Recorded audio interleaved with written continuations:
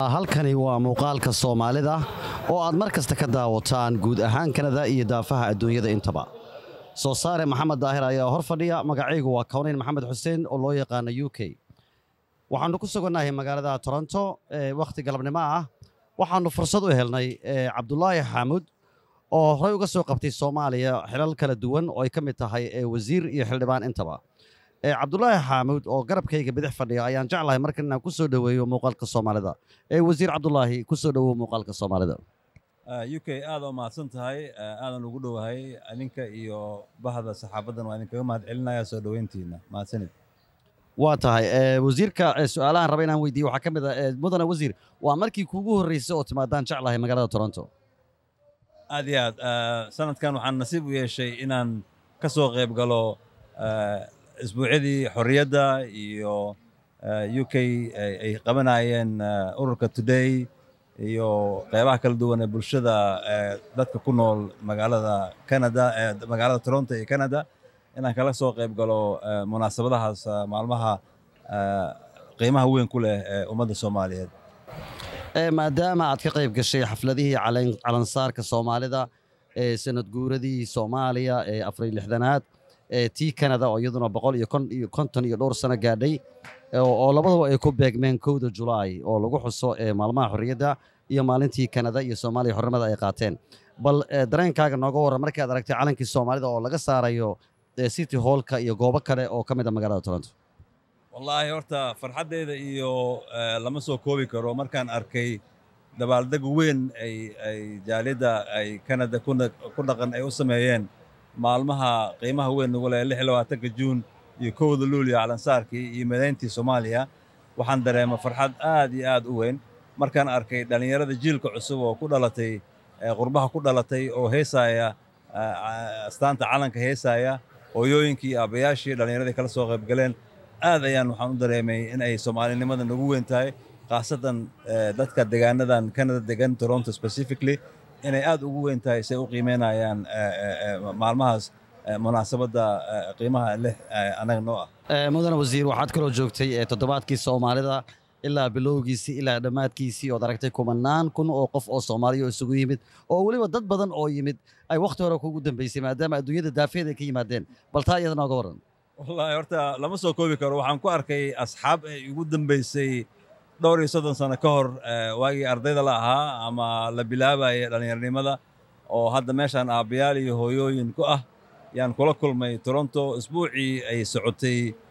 dabaaldega xorriyadda iyo maalmihii sportiga ay socdeen. dad fara badan oo North America Europe ka yimid oo Soomaaliya ilaa iyo Africa ka yimid ay xildhibaano ku jiraan oo ka soo qayb galeen. waxaan dareemay farxad aan la soo koobi karin. waxaan aad ugu riyaaqay isku duubnida ay Soomaalida isku duuban tahay magaaladan Toronto. waxaan kaloo aad ugu riyaaqay jaceylka ay isu qabaan Soomaalinimada ay isu qabto iyo sida sportiga ama fanka sidiisaba isugu soo dhaweeyo maxaa la dhahay Soomaalinimada iyo Soomaalida. marka waxay ahayd isbuuc farxad weyn leh. dabeecadda iyo qorraxdana ay nagu sugtay waqti fiican ku qaadanay oon roob lahayn. maadaama aad ka hadashay wadarka iyo siduu ahaa iyo cimiladu runtii cimiladu aad bay u fiicnayd sanadkan waqtiga aad timid khaasatan haddana dadku intaynan Canada imanin waxay moodaan meel barafku aad u buuxo oo sanadkoo dhan wada baraf ah. bal dadka aan weli Canada iman bal uga sheekay cimilada quruxdeeda iyo nidaamkeeda inuusan ahayn mid ku kooban baraf kaliya waddanku uu leeyahay cimilo kala duwan. aniga nasiib waxaan u yeeshay iyadoo qorraxda soo jeedo aysan kuleylna ahayn qabowna ahayn inaan horta imaado. sidaan u maleynaya nama ahayn anaga waa fikradka aan ka qabnay Canada waa meel qaboob oon aan la tegi karin. aniga xataa markaan qurbaha la soo aadayay option oo Canada waa lahaa laakiin weligay kuma fikirin inaan Canada imaado maxaa yeelay waxaan lahaa dhul dheer ka dheer waddankii qabow ah maxaa ka doonaysaa. laakiin aan arkay inay ka duwan tahay waqtiyada xagaaga ama kuleelaha ay tahay meel aad u qurxoon oo fiican, cimilo fiican leh, cagaar fiican leh, indhaha ku doogsadaan, dhalinyarada ay ku soo wada baxaan sportiga la sameeyo. marka cimilada waa aad noo saaciday waqtigii hadda aan joogay waana ku faraxsanahay inaan waqtigaas ku soo beegmo. ما شاء الله maadaama aad tahay nin dhalinyaro ah oo siyaasi ah oo haddana maaragtay wax badan ku soo jiray siyaasadda ee ka yimid qoys siyaasiyiin ah ee fariinta markaad ku noqoto waddankii aad u gudbin doonto ee dowladda Soomaaliya dadka siyaasiyiinta ah ama dadka Soomaaliya jooga maxay tahay ee aad ka qaadayso ee magaalada Toronto iyo guud ahaan Canada wallahi wareysigan ka hor dhowr meel waa ka sheegay haddaan samayno inta ay Canada samayso ay is-abaabulka iyo weynaynta Soomaalinimada iyo is-ixtiraamka iyo soo dhoweynta iyo martisoorka inta ay Canada samaysay ama jaaliyadda Canada ay samaysay haddaan samayno waxaan aaminsanahay inay Soomaaliya horumar gaari lahayd waxaan leeyahay jaaliyadda reer Canada specifically reer Toronto oo gacmahooda furay waqtigooda siiyey u huray naftooda soo dhoweyntooda har iyo habeen la taagnaad inay airportka ka soo qaadaan guryo dejiyaan hoteelo dejiyaan mar walbaba diyaar u ahaa waxaan leeyahay Soomaalinimadiina ha jirto waxaana tuseen walaaltinimo kalgacayl farxad annagana waxaan rabnaa inaan taas ku dayano aan gaarsiino inta kale oo Soomaaliya meel kastoo joogaan inay sida dadka Canada ay u soo dhaweeyaan walaalahooda Soomaalida inaan annagana sameeyno waa tahay su'aasha ugu dambaysa rabaan ku weydiiyaa waxay tahay dadka Soomaalida ah ee Soomaaliya ku dhaqan waxaa la yiri boqolkiiba 75 waa dhalinyaro runtii waxaa jirta wasaarad isboorti iyo dhalinyaro laakiin mas'uuliyad saaran qof kasta oo Soomaali ah ayaan rabay inaan wax ka weydiiyo ma qabtaa fikir ah in fikirka noocan oo kala la geeyo Soomaaliya si dhalinyarada looga badbaadiyo inay ku biiraan kooxaha argagixisada oo kale ama ay halkaasi ka dhalato wadatashi iyo walaaltinimo ama dhiirigelin dhalinyarada lagu taageerayo oo lagu dhiirigelinayo fikirka ma qabtaa masaqaadi doontaa fariin ah in arrintaas la isticmaalo oo Soomaaliya dawladdeeda iyo ganacsadeedaba loo gudbiyo boqolkiiba boqol waa qabaa arrintaas in ay wanaagga uu ka yimaado is-abaabulidan oo kale isboortigan uu yahay midka isku soo jiita dadka isu keena waxaan xasuustaa waagan annaga dhalinyarada ahayn cayaarihii gobollada la qaban jiray inay isu soo dhoweyn jirtay gobollada waqooyi iyo gobollada koonfureed iyo gobollada dhexe dadka isdhexgeli jireen isboortigan waa furaha dhalinyarada isu keenaya dhalinyaradan maanta waxay u baahan tahay in la abaabulo in la jiheeyo shaqo abuur loo sameeyo dowladdan ay ku dadaasho laakiin isboortiga iyo fanka waa meelaha ilaah ugu weyn oo looga hortegi karo inay dhalinyaradaas ay ku mashquulaan waxyaalo aan danta dalka aan ku jirin ay ka shaqeeyaan waxa ay dantooda iyo caafimaadkooda ku jirta oo sportiga yahay midka ugu horeeya mahadsanid wasiir Cabdullaahi Xaamud ayuu ahaa oo Soomaaliya ka soo qabtay xilal kala duwan run ahaantiina ah nin dhalinyaro ah oo aad u firfircoon oo aan waraysigan kula yeelanay muuqaalka Soomaalida soo saara Maxamed Daahir iyo anigoo ah Yuusuf Alkoonayn waxaan leeyahay intaan kulan kan oo kala ku kulmi doono sida ay nabadgeliyo wasiirkana waxaan jeclahay mar kale inaan ku arki doono haddii Allah wadar noo ogolaado oo nagu soo noqon doonto magaalada Toronto insha Allah ta'ala waan rajaynayaa in kulankan iyo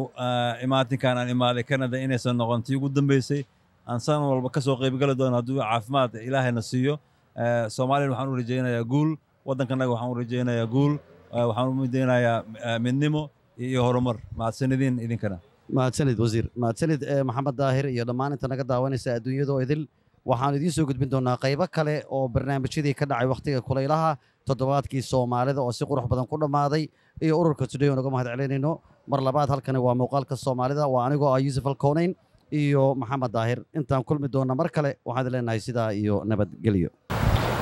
waa mar kale iyo muuqaalka Soomaalida waa anigoo ah Yuusuf Alkoonayn iyo Maxamed Sheekh Daahir oo ah soo saaraha muuqaalka Soomaalida sidii aanu horey uga hadlaynay barnaamijyadii hore ee taxanaha ahaa waxaa isaguna maanta martiinoogu ah muuqaalka Soomaalida Maxamed Maxamuud Cali oo loo yaqaan Trumbo waa number 9kii xulka qaranka Soomaaliyeed iyo kooxdii Genyo haddaba Trumbo wuxuu ka mid yahay dadkii soo saaray ama abaabulayba ama suurtageliyaan oran karnaaba ciyaaraha toddobaadka Soomaalida inay ka bilowdaan magaalada Toronto muddo laga joogo 34 sannadood ka hor Trumbo caawa safar ah oo u socda magaalada u deganaa Edmonton ayaan leenahay ku soo dhawo muuqaalka Soomaalida Trumbo bismillaahir rahmaanir rahiim horta waxaan aad u amaanayaa mataqaanaa TV-ga mataqaanaa muuqaalka Soomaalida Maxamed Daahir aniga asaga horta markii suuqay horeema 1981 ma moogi 80gii markii ugu horreysay arkayna asagoo u jooga ciidamada tababar u jooga ayaa anagoo la dheelay kooxda Al-Hilaal ayaan garoonka Al-Hilaal isku aragnay garoonkaas marka horta waa salaamaya midda labaadna toddobaadka Soomaalida ciyaaruhu horta waa isdhexgal bulshadu inay isku barato loogu talagalay mataqaanaa waxaan aad iyo aad u jeclaystay toddobaadkan cayaaraha socdeen ummadda soomaalida waxay dib u xasuustay mar hadda ka hor cayaarihii jaamacadda carabta aan ka qayb galay aan howl ku jiray sport keliya oon laga sheekaysanayay waxaan kaloo nasiib u yeeshay maanta inaan la fadhiyo ankarka weyn yuusuf alkownin u k oo marar badan aan mataqaanaa idaacadaha iska aragnay asna waa salaamayaa maxamuud waxaad ka mid tahay adiga iyo rag badan oo hadda jooga halkan dadkii bilaabay toddobaadka soomaalida waxaad ku bilowdeen laba kooxood koox markaa ka dhisneyd magaalada toronto iyo koox ka iman jirtay maraykanka oo rag badan oo saaxiibadeena maanta ay ka joogaan waqooyiga america haddaba trumbo su-aashaan raba inaan ku weydiiye waxay tahay markii aad bilowdeen ciyaaraha ma islahaydeen heerkan ay gaari doonaan maadaamase heerkan ay gaareen dareenkaagu siduu yahay wallaahi u k aniga wax kastaba waxbaa laga fishaa ninkii beer abuurta beertaas waxa uu ka filinaya wax badanoo faa'iida anaga faa'iidan waa ka filinaynin laakiin intaa inay gaarayso ma malaynin haddana laakiin waxaan aad iyo aad ugu mahadinaynaa dadkii waxaan ka dambeeyey oo qabanqaabiyey awooddana geliyey waagaas aan bilaabayna laba kooxoodaan ku bilaabnay kooxa washington la yidhaahdo ilaa hadda aan weli mataqaanaa aan noo timaada halkan iyo annagoo mataqaanaa la yidhaahdo banaadir laakiin maanta waxaan ogaaday kooxa badan ayaa ka dhismay magaalada ka dhismay cayaaraha soomaaliya wiigga markay dhacayeenna waxaad la yaabaysa waxaad leedahay kooxihii barsimaadka soomaaliya ku cayaari jiray sida milishibiyo iyo jeni oo kale sida horsad iyo milishibiyo sida madbacadda iyo oo kale sidii garoomada loo soo buuxin jiray oo kale ayaa loo soo buuxiya marka waxay kutusaysaa miraheedii inaan maanta aan guranayno waana ku mahadsan yihiin jiilba jiilba waxaan laga dhaxlaa annaga waxaan soo gaarnay wasiir miro awaano wasiirka isboortiga farxsintiga gudoomiyaha xiriirka kubadda cagta intaasoo dhammaanta waxaan ugu mahad celinaynaa inaan maanta annagoo odayaala aan mataqaanaa cayaarahaas aan ka noqonno nimankii lagu xusayay mahadsanid trumbo trumbo waxaad uga timaadaa ciyaaraha sanadkii lasoo dhaafay iyo sanadkan hadda la joogaba meelo fogfog ayaad uga timaadaa macnaha ay kuu leeyihiin inaad macnaha safar dheer u soo gasho oo saaxiibadaana safar dheer u soo galaan muhiimad intee leeg ayay taasi kugu wallaahi aniga muhiimad aad iyo aad u weyn bay yuusuf alkownin ila leeyihiin sababtoo ah nin magaalo ka soo tegaayo asagoo la leeyahay mataqaanaa aan shaqadeedii aan fasax ka soo qaadana waxay kuu sheegaysaa inta aan jeclahay waxaana waxaa waaye isboortigan markii anoo yaraan waxaan ka soo bilaabay degmo xaafad dugsi dhexe dugsi sare gobolka banaadir kooxda jenyo juniorkii dhanna qaran baa u gudba marka telisi marka intaas anoo ku dhex jiro wixii aan ku dhex jiray maalina kama baaqan karo anoo hadda nin weyn noqdaba marka ahmiyad gooni ii leeyihin ahmad gaarna waa ii leeyihiin oo mataqaanaa aniga xaggayga waa tahay trumbo waxaa lagu tilmaamaa inaad tahay laacibiintii ugu fiicnaa ee soomaaliya soo mara hadday noqon lahayd heer naadi hadday noqon lahayd heer qaran hadda wakhtigii waa isa soo gurayoo waa la soo weynaaday waa adigan hadda ciyaarihii aad bilowday ee maanta heer sare marayaan waddankii hooyaa loo noqon doonaa dad badan ayaa waxay qabaan in macallimiinta adigoo kale ah laga faa'iidaysto oo dhallinyaradii iyo waddankii soomaaliya ay wax u qabtaan ma qabtaa fikir noocaas adigu fikirka noocaaska aad ii sheegaysid waa sax waaye way jiraan qof kastana waxaa fiican hantidii qaranku geliyey inuu dib ugu celiyo waddankiisii annaga qaranka waxbuuna geliyey mataqaanaa yuusufow aad iyo aad baa mar kasta u jeclaa aniga ayaan dhawo soomaaliya waa tegey marmarka qaarkood liida inta iska tago laba kooxood aan ku yeeshaba oo aan banuun iyo funaanado u gaday oo walaahiya dhallinyaro cayaaraysaan arkay waa istaagay kubaddeedu ma fiicnayn kubad waxay wateen mataqaanaa aaryo aan ku jirin ciyaalkii aan wacay markaas waxaan ku yiri meeqa aa ku bixi karta kubaddan waxay u yidhaahdeen macallino waxaa ku bixi karta wax ka yar latan $10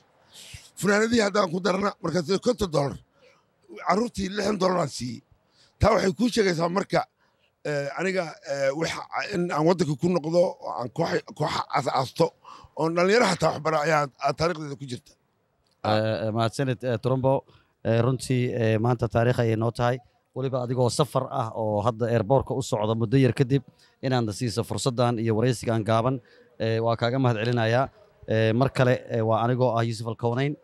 iyo walaalkay maxamed sheekh daahir waraysigaa halkan aad kala socoteenna waa muuqaalka soomaalida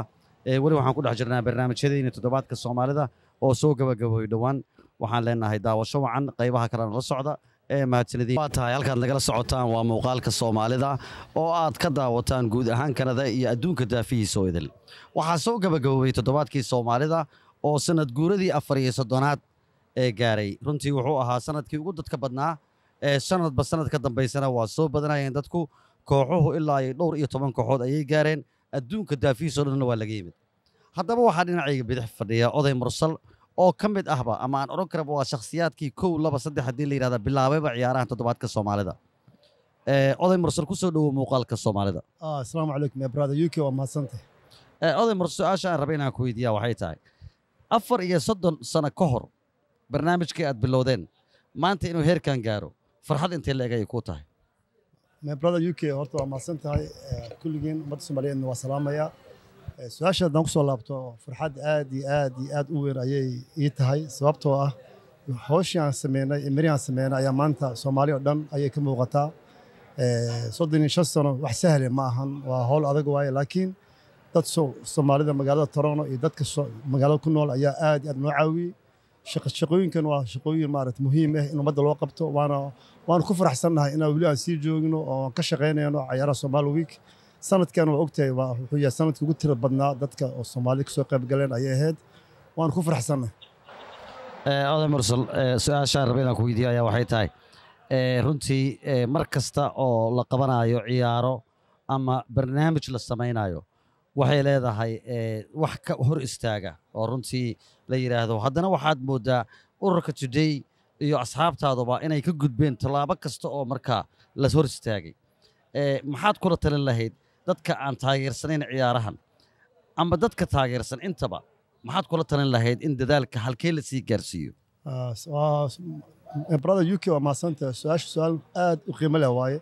horta runtii UK ciyaarahan annaka sport ahaan kaliya meesha uma joogno mujtamaca Soomaaliyeed ee magaalada Toronto ku nool ayaan maaragtay shaqooyin badan u qabanaa xagga youthka xagga maaragtay dhalinyarada hadduu qof naga dhinto hadduu qof noo guursado haddii isku dhexgalka magaalada haddii qofna laga xiro waxyaalo badan ayaan ummadda ayaan isku haynaa marka muhiimad u weyn waxa waaye sport kaliya maahan magaaladan waa waddankeena labaad waaye waa meel aan ilmiheen ku dhalanay almost 45 sano aniga hadda oday ahaan aan ku noolahay 1985 ka imaaday ilaa hadda waa ku noolahay marka muhiimaddu waxa waa in ummadda Soomaaliya isku hayno oo magaalada waddankeena labaad waaye marka taasaa muhiimad ugu weyn marka sportskan waa qayb ka mid ah waxyaalaha shaqadan qabano marka waa ku faraxsanahay inaan maanta Soomaalida Toronto dadka dhan markay yimaadaan aad iyo aad uga helaan reason waxa waa dadka ku nool magaalada Toronto ay dad fiican ah sida martida u soo dhaweeyaan martida ay ula shaqeeyaan sidee maartay garoonka u soo buuxiyaan sidee maartay martida maalin walba markay imaadaan maartay u garab taagan yihiin inaysan qaloonin wadankooda iyo magaalada oo kale ay joogaan taasay u sabab ah encourage ku weyn aan anaka ka helno ummadda magaalada Toronto ku nool waay waxaa kaloo joogay wafuud ee ka socota dowladda federaalka Soomaaliya oo halkan timid oo ciyaaray ka soo qayb galay oo ka mid ahaa wasiirka isboortiga ee dhalinyarada wasiirro kale xildhibaano gudoomiye ku-xigeenka koowaad ee golaha shacabka madam Sacdiyo intaba waxay bogaadiyeen shaqada aad qabataan waxaad ka hesheen casuumado kala duwan inaad idinku casuumo dhulkii hooyo ee magaalada Muqdisho xitaa dadka qaar waxaan arkay iyagu idinku casuumaya ee gobollada kale sida Garoowe iyo Hargeysa oo kale casuumaadaas ma aqbasheen ma tagaysaan see dhulkii hooyo insha Allah taala waa aqbalo waana tagaynaa hadduu Ilaahay raado azma December hadduu Ilaahay raado dhamaadka December horena u tagnay this year waa tagnay ciyaartooy baan geynay waa ka soo heleen ayagaba hadeertaan maaragtay jacayl waddankeeda ku laabtaan ciyaartooy badan North America waa wadeena anaka wafdihan xoog lan ku baxeena hadduu Ilaahay yiraahdo waan diyaarsanahay waan ku faraxsanahay aniga waxa u dambeysay Soomaaliya 1981 haddana inuu December raaco ururka Today waa ku faraxsanahay mahadsanid oday mursal aad iyo aad runtii waa uga mahad celinayaa oday mursal waa dadkii ama shakhsiyaadkii bilaabayba ciyaaraha toddobaadka Soomaalida wuxuu kaloo isagu caan ku yahay conflict waa dadka kala ilaaliya markii ay dhibaato dhacdo ama la isqabsado waxaan dhihi karaa oday waa shakhsiga kaliya oo ummadda isu keena soo dhex istaaga isu soo walaaltinimeeya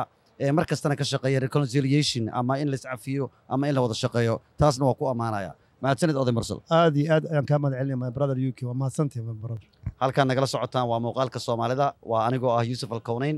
iyo Maxamed Sheekh Daahir oo ah soo saaraha muuqaalka wali waxaan ku dhex jirnaa barnaamijyadii taxanaha ahaa ee toddobaadka Soomaalida inta aan ku kulmi doono kulan noocan oo kala ah sidaa iyo nabadgelyo waa tahay daawasho wacan oo wanaagsan akhyaarta hawada nagala socotay halka aad nagala socotaan waa muuqaalka Soomaalida ee magaalada Toronto oo aad ka daawataan guud ahaan Kanada iyo adduunka daafihiisa oo idin. haddaba sidii aan hore idinkugu soo sheegay iyo waraysyadii hore aad arkayseenba waxaa ka mid ahaa dadkii ciyaaraha toddobaadka Soomaalida ee soo bilaabay iyo ciyaartooygii iyaguna qayb lixaad la ka soo qaatay.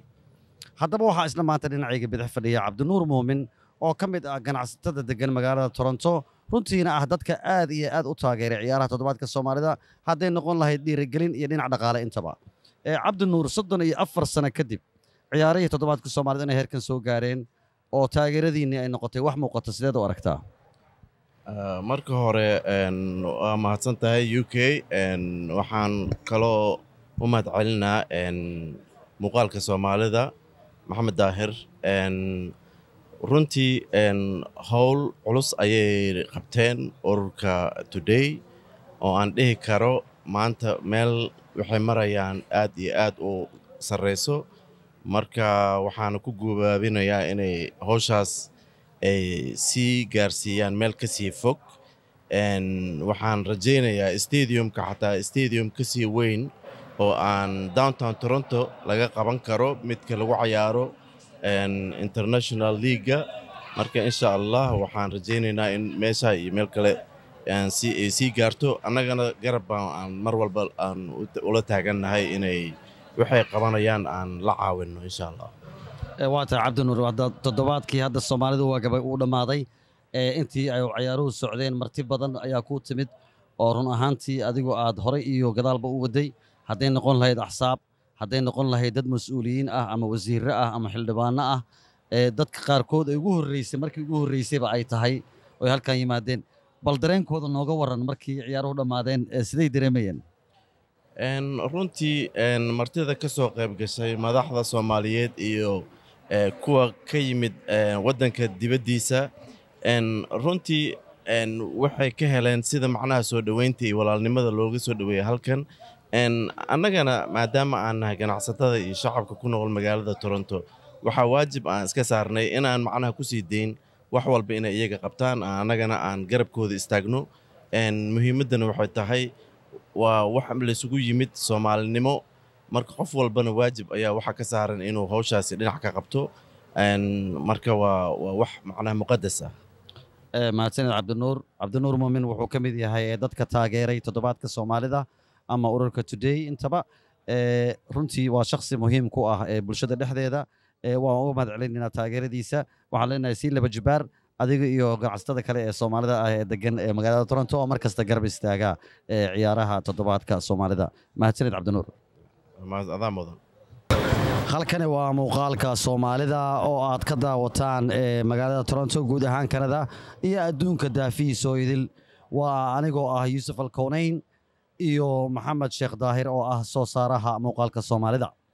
haddaba barnaamijyadii aanu ka hadlaynay ayaa waxaanu ka hadlaynay toddobaadka Soomaalida oo soo gabagaboobay ama Somali Week oo soo qaban qaabiyeen ururka Today. haddaba dadkii faraha badnaa ee maanta la kulannay ayaa waxaa ka mid ah Cornel Bashiir Xiis Khaliif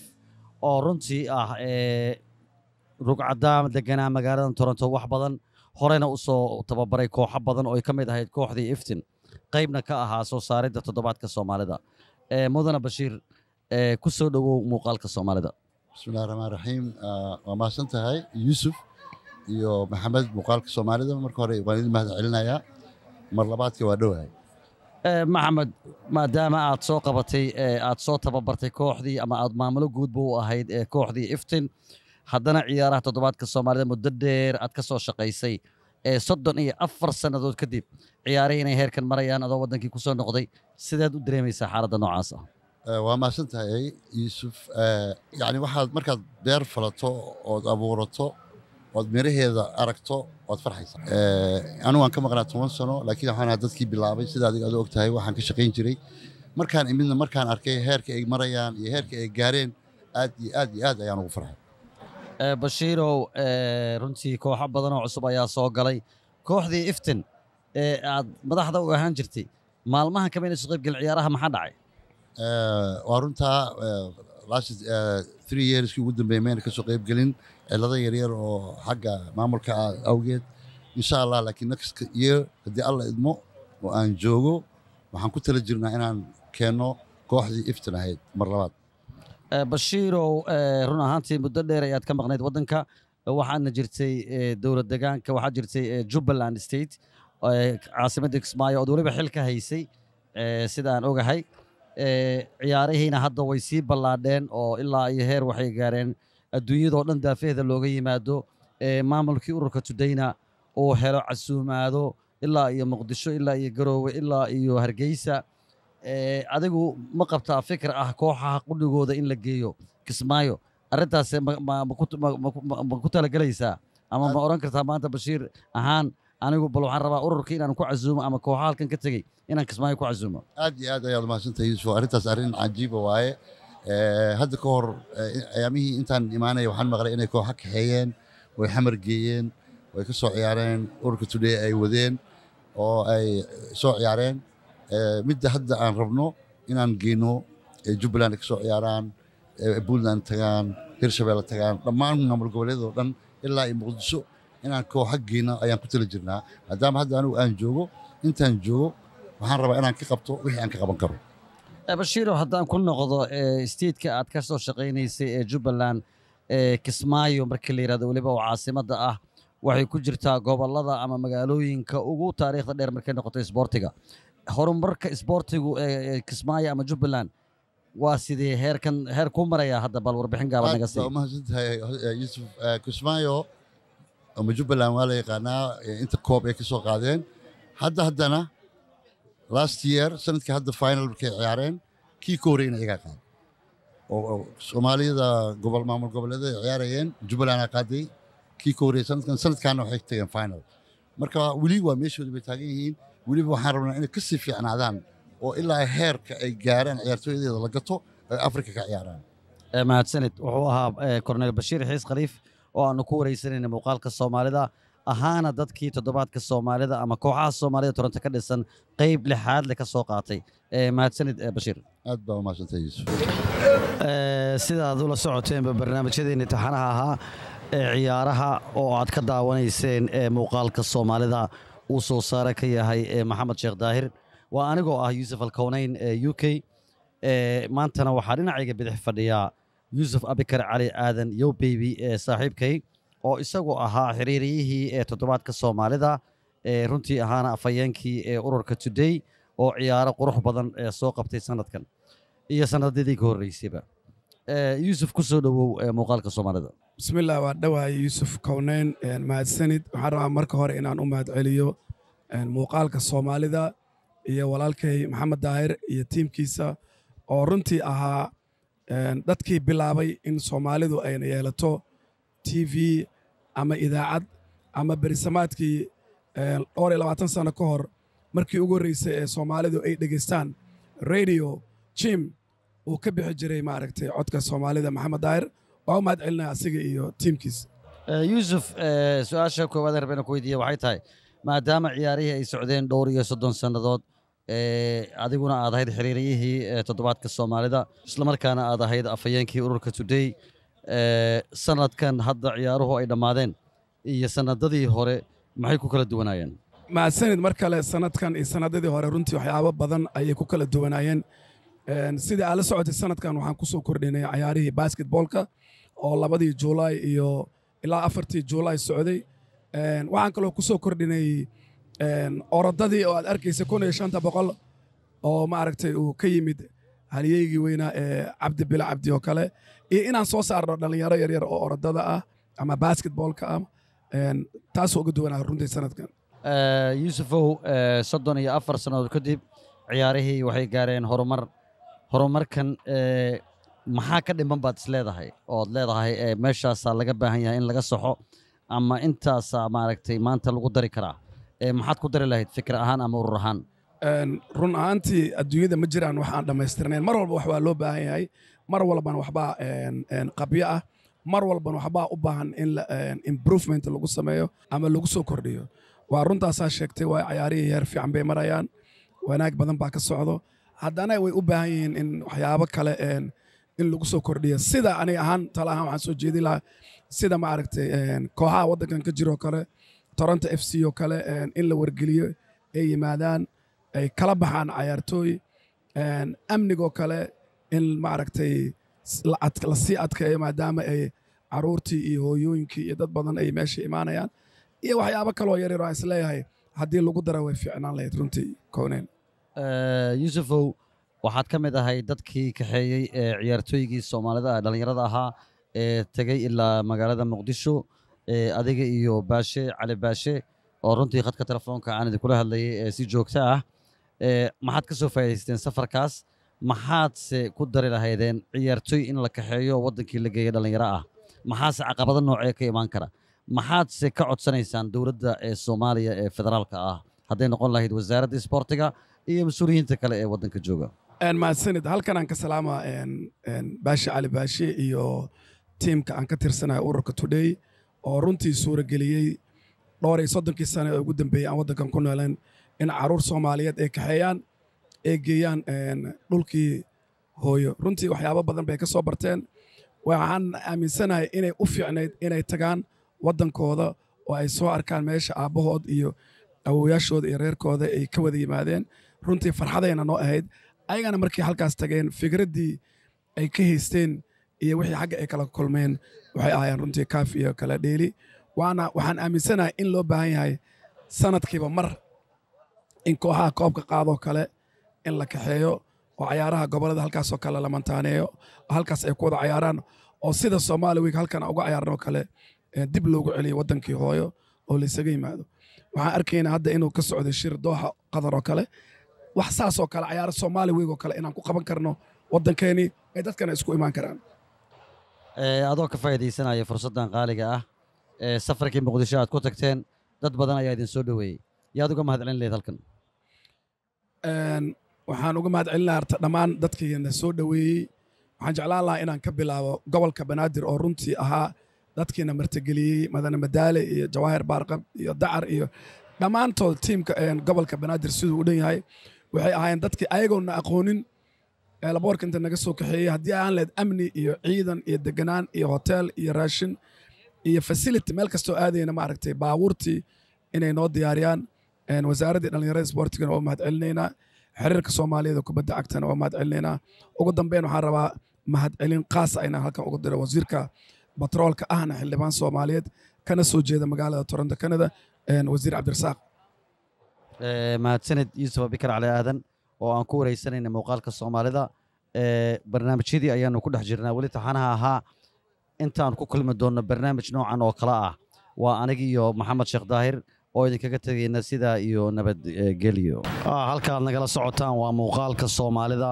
oo aad ka daawataan magaalada Toronto guud ahaan Canada iyo daafaha adduunyada oo idil haddaba barnaamijkeenu ka hadlaynay ciyaaraha toddobaadka Soomaalida ayaanu weli ku dhex jirnaa maadaama ciyaarihii ay soo gabagaboobeen waxaanu wareysanay dad badan oo ka mid ahaa maamulka ururka Today dadkii maalgeliyey ciyaaraha iyo daawadayaashii intaba haddaba waxaa dhinacayga bidix fadhiya Guulad Eerkalo oo ka mid ah dhallinyarada ku dhaqan magaalada Toronto run ahaantiina ciyaaraha toddobaadka Soomaalida in muddo ah daawanayay ama ka shaqaynayay baan idhaahdo Guuled 34 sannadood kadib ciyaarihii inay heerkan gaaraan sideed u aragtaa UK waa mahadsantihiin iyo bahda miidiyaeda dhammaantiin horta waa su'aal muhiim ah in 35 years oo cayaarahan la qabanaya niyo isbedelo badan bay soo mareen maantana waxaan u malaynayaa waxay joogaan heer aad u sareeya joogaan inta cayaaraha la qabanaya magaalada Toronto horta waa hafta inaan laba arin oo kala saarnaa arrimaha oo cayaaraha iyo Toronto waxay faa'iido u leeyihiin magaaladan Toronto marka cayaaraha Somali Week la bilaabo waxaa yimaada dad badan oo bulsho badan oo ka timaada international iyo localba iyo haddii noqon lahayd waddankan America oo nagu dheganba oo isaga laftigiisa international ah dhammaantood waxay u yimaadaan inay ka qayb galaan cayaarahan oo ay maaragtay daawadaan iyo barnaamijyada kale oo magaalada lagu qabto sida maaragtay kooda luuli oo kale oo ayadana ah maaragtay barnaamij aad hadda u soo weynaaday oo maaragtay ilaa Mareykanka iyo Yurub loogu yimaado in Soomaalida ay xusaan maalinka Somali Independence Day ayadana all these things oo dhaca ciyaarahan ay keenaan oo isu keenaan maxaa horta ugu jira maxaa laga faa'iidaa kow waxaa waddanka soo gala waddankan dhaqaalo badan oo maaragtay bulshooyinkaas Yurub iyo adduunyada ka wada imaanayaan ay soo geliyaan labo waxaa ku wada kulmaa ummadda Soomaaliyeed oo meel walba kala imaatay oo hadday noqon lahayd saaxiibo hadday noqon lahayd qaraabo hadday noqon lahayd neighborhood Somali back home lagu ahaa all these people waxay wada maaragtay wada kulmaan waxay u tahay farax badan heer turana macnaha ciyaar waxay ayaguna suurageliyaan oo soo dhaweynta iyo maaragtay iyo maaragtay teekargareynta oo martidaas waddanka soo gasho ciyaarahaas marka muddada yar ay socdaan waxaa jira isdhexgal badan oo maaragtay aad u weyn saan socota UK magaaladan Toronto waxaa jira summer time intuu socdo two events waaweyn one waxaa iskale Caribbean-ka anaga hadda Caribbean-ka oo Carnival-aha waxay dhahan oo ayada lafteeda international dad badan u yimaadaan annaga marka hadda ciyaaraheena Soomaaliya waxay marayaan international level City of Toronto maaragtay they organize all this Somali week and iyo waxaas iyadoo haddana ay jiraan barnaamijyada kale oo Somali heritage ay jiraan oo xildhibaan Faisal uu maaragtay suuro geliyo ilaa baarlamaanka arrintaa gaartay marka anaga faa'iido weyn ayay noo tahay shacabkeena ku nool Toronto waxay noo soo jiidaa magac weyn maaragtay oo aad u ballaaran annaga oo maanta aan la tartami karno international maaragtay eventska oo Toronto ka jira summer time-ka sida Caribbean-aha anagana aan leenahay Somali week oo maaragtay oo ayagana waqti ay Soomaalidu isu timaado ay ka wada qayb qaataan ciyaarahaas waqtiga la socdo ciyaarahan waxay kaloo keentaa maaragtay faa'iido badan ayadana leh isdhexgalka dhalinyarada Soomaaliyeed oo wadamadan ku dhashay hadday noqon lahayd international kuwa ka yimaaday oo Ingiriiska maaragtay Australia iyo Scandinavian-ka wadamada ka yimaada iyo Mareykanka ayagoo isku barta maaragtay oo saaxiibo iyo walaaltinimo ay abuurto ayay create garaysaa marka ciyaarahani ururkan today ay sameeyaan waxa waa beneficiary u tahay oo saldhig u tahay laba arrimood kow waxa weeye young generation oo maaragtay ka soo qaybgalaya ayagoo oo ka faa'iida oo habi ku noqda macnaha dad Soomaaliyeed oo intaas dhag sida la socotay magaaladan Toronto Soomaalida degan waa macnaha dadka ugu hermagaalsan marka la fiiriyo qurbaha dadka jooga marka la fiiriyo haddii noqon lahayd Europe iyo haddii noqon lahayd America haddii noqon lahayd macnaha dadkii ugu hermagaalsanaa ugu macnaha magaalada kaliya oo laga heli karo 20 qof oo hal meel ka wada yimid oo iska xaafada ama school laga heli karo the only city oo laga heli karo waa this city macnaha taasna waxay suurtagelisay maaragtay waxyaalo badan oo maaragtay oo city-gan ay dadku ay ku soo jiidataan ay suurtagelisay marka Somali week macnaha waa very important aniga noo tahay hadday noqon lahayd maaragtay dhinacyo badan oo maaragtay ku jira iska dhaqaaqalka iyo sida sheegtay marka dadka halkan waxaan ugu mahadnaqaynaa ururka today oo ayaga suuro geliyay maaragtay arrintan iyo shacabka Toronto oo laf dhawr u ah inay ciyaarahan dhacaan oo muddada yarta socdaan suuro geliyay ayagoo maaragtay hiil iyo howl la daba taagan ururkan today maadaama ay ciyaarahan yihiin ciyaaro hadda maaragtay oo aan dhigi karno is global ma dhigi karno maaragtay local ma dhigi karno waxaan la soconaa ururkan inuu ciyaartoy u dirnay maaragtay waddanka Soomaaliyeed muddadii hadda oo last this year hadda aan ku jirno in winter time inay tahay u malaynaya in loo diray dhalinyaro badan oo Soomaaliya loo diray waddankii oo ayagoo maaragtay barasho iyo maaragtay isdhexgal Soomaaliya iyo dadkoodana soo nabartay ayadana faa'iido kale ay tahay haddana saa maqlay ururka ku tala jira in ayadana la sii ballaariyo barnaamijkaas oo ilaa gobolada Soomaaliyeed ila Puntland iyo la geeyo oo macnaha la soo wada mariyay meelaha Soomaaliyeed la wada geeyo ma sha Allah waan ku maasiin ururka today shaqada ay qabteen iyo bahda miidiida ay laftigooda oo suuro geliyay internationally in la daawado ciyaarahan mar walbana u taagan oo maaragtay heegunta maaragtay u ah inay ciyaarahan ay gudbiyaan oo adduunyada ay macnaha la socodsiiyaan meelaha wax marayaan waana ku maasiin mahadsanid guuleed halkaan nagala socotaan waa muuqaalka Soomaalida oo laga daawado Toronto guud ahaan Canada iyo adduunka daafihiisa intaan barnaamij noocan oo kala ku kulmi doono waa Maxamed Sheekh Daahir oo ah soo saaraha muuqaalka Soomaalida iyo anigoo ah Yusuf Alkoonayn UK oo idin leh sida iyo nabad waa tahay ciyaartu waa gabagabo saacadan laga bilaabo codbaahiyaha waxaan ku soo wareejin doonaa oo barnaamijka qaybihiisa kale inoo xiriirin doonta xanaan shidane gabadhan dhinacayga taagan oo u shaqaysa Somali National TV xanaan ku soo dhawow waagaag aad iyo aad u mahadsantahay walaalkay reer Canada horta waa in salaamay marka hore عاود waxaan sugahay gabar horta inta halkaan ay soo istaagto marka waxaan ku faraxsanahay in mikrofoonka aan aniga caawil igu soo wareejiyay idinka Ilaahay oo barnaamijka idin sii wadi doono inta uu socod doono insha Allah marka hore qof walba magaciisa iyo maamuuskiisa ayaan ku salaamayaa madaxda ayaan ku bilaabayaa waana mahadsantiin ciyaarta wax yar ayaa ka dhiman sida la sheegay marka insha Allah hal iyo eber ayayna maraysaa idinka Ilaahay labadaba waxaan u rajaynaynaa guul waarta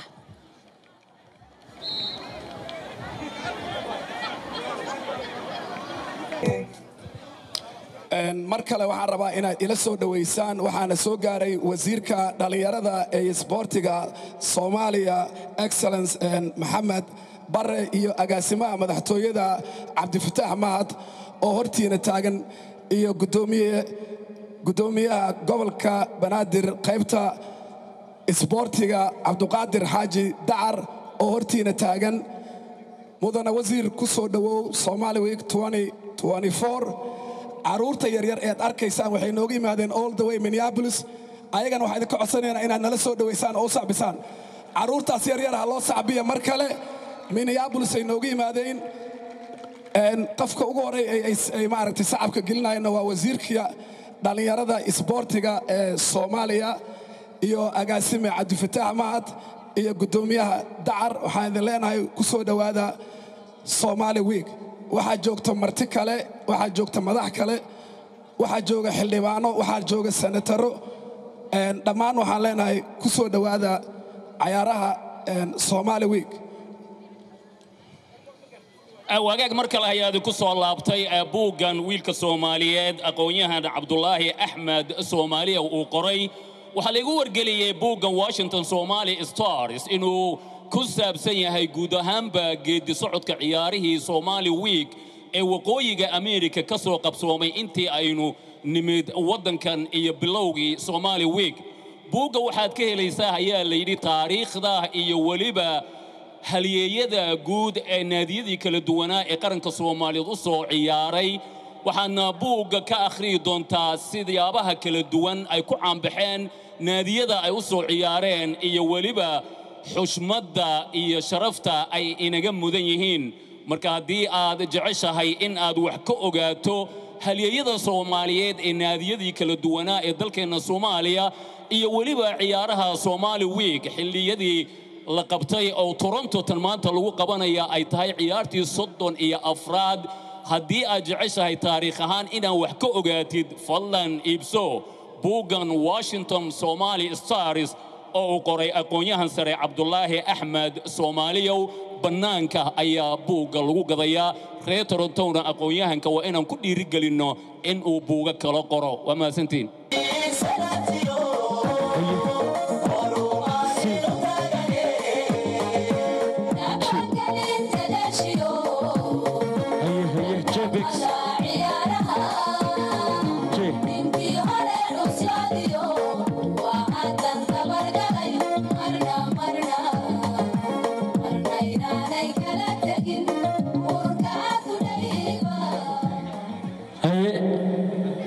عسقيس بقر كراب سودو وكلها هاي أنا قرأت ترى أنا نقد هذا ترى أنا كويس سودو هنا يا قوة check check كان يدلع check test test 1 2 test check check 1 2 check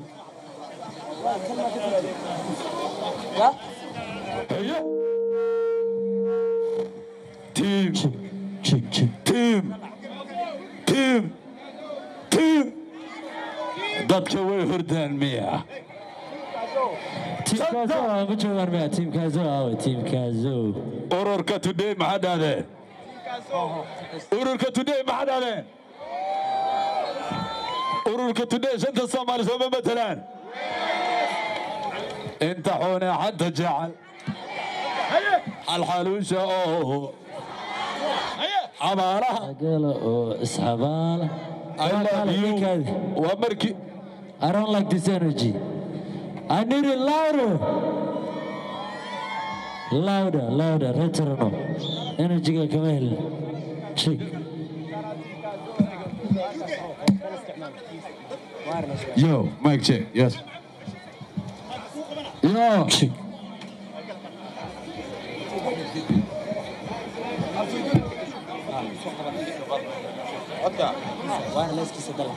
daysare qaranka Soomaaliya u dheeli jiray lambar 11 ama uu disha sida uu taqaanaanba ayuu ka dheeli jiray oo saxbiya lajanka oo saxbiya waa wadani haddaa tihiin weeye cabdisanaacad adii horseed oo yariiska ku jirtay waa ku ogahay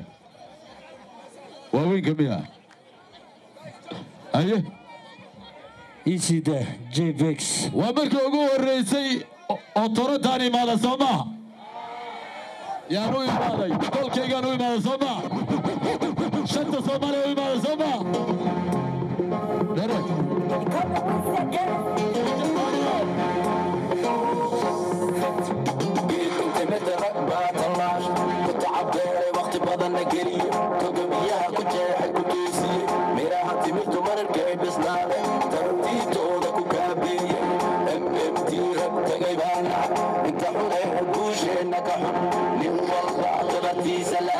تركيسة فرقيسة لهاي تركيسة سنجيسة لبري غير هبل كروب كلا ودا بري تفاي والله ما بخلي تفتف كل دي سسوق لما تعطوا MMT لما ضعت تصبحون لكيك لما ضعت ترى كوكو فيلا يقوسي كوكو فيلا عدا جيتو كاري بطاتيكو عدو طبعا بطي برا عنا وطمت ترى هيني تندي كان هيني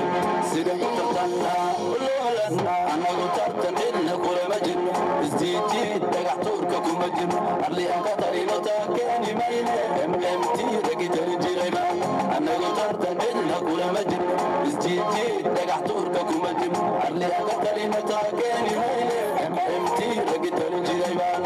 تغيو تلبسدانا اللي هو تغي تلبسدانا تيحك شي سنة تيكسدانا غيب ركو مسنو